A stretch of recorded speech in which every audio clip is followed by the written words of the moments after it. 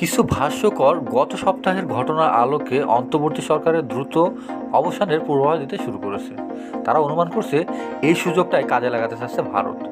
চলতি সপ্তাহে ওয়াশিংটন সফরে মার্কিন প্রেসিডেন্ট ডোনাল্ড ট্রাম্পের সঙ্গে বৈঠকে এই বিষয়ের উপর জোর দেবে ভারতের প্রধানমন্ত্রী নরেন্দ্র মোদী।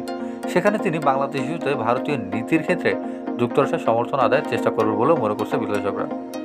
ভারত আওয়ামী লীগ এবং বাংলাদেশ জাতীয়তাবাদী দলের মতে দেশের প্রধান দলগুলো সকলে দ্রুত নির্বাচনের আহ্বান জানিয়ে আসছে, যদিও তাদের দাবি উদ্দেশ্য ভিন্ন। এদিকে নির্বাচনের আগে সংস্কার দেখতে বেশি আগ্রহী ছাত্ররা এবং কিছু উদীয়মান রাজনৈতিক দল। কিন্তু নোবেলজয়ী ডক্টর মোহাম্মদ ইউনূস ধারাবাহিকভাবে 12 বা 18 মাস পরে নির্বাচনের পক্ষে কথা বলছেন, যাতে কিছু মৌলিক সংস্কার করা যায়। আওয়ামী লীগ ও তার সমর্থকরা মনে করতে পারে ভিকটিম কার্ড খেলে তারা এই রাউন্ডে জয়ী হয়েছেন, কিন্তু 5 ফেব্রুয়ারি ক্ষমতাচ্যুত প্রধানমন্ত্রী হাসিনার বক্তৃতায় উদিত আবেগগুলো তার বিরোধীদের ভবিষ্যতে নির্বাচনে অংশগ্রহণ থেকে আওয়ামী লীগকে নিষিদ্ধ করার পরিকল্পনার দিকে ঠেলে দেওয়ার পথকে আরও বেশি প্রশস্ত করেছে বলেই মনে করা হচ্ছে। অন্তর্বর্তী সরকারের একজন উপদেষ্টা ব্যাপকভাবে ধারণা করছে যে তিনি ছাত্রদের রাজনৈতিক দল গঠনের সাথে জড়িত।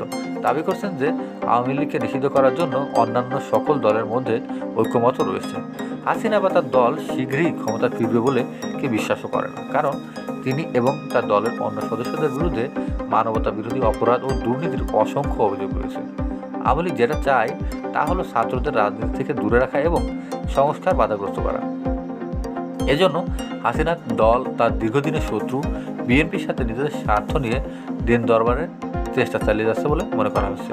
বিএনপি পরবর্তীতে নির্বাচনে জয়ী হবে ব্যাপকভাবে প্রত্যাশিত করে।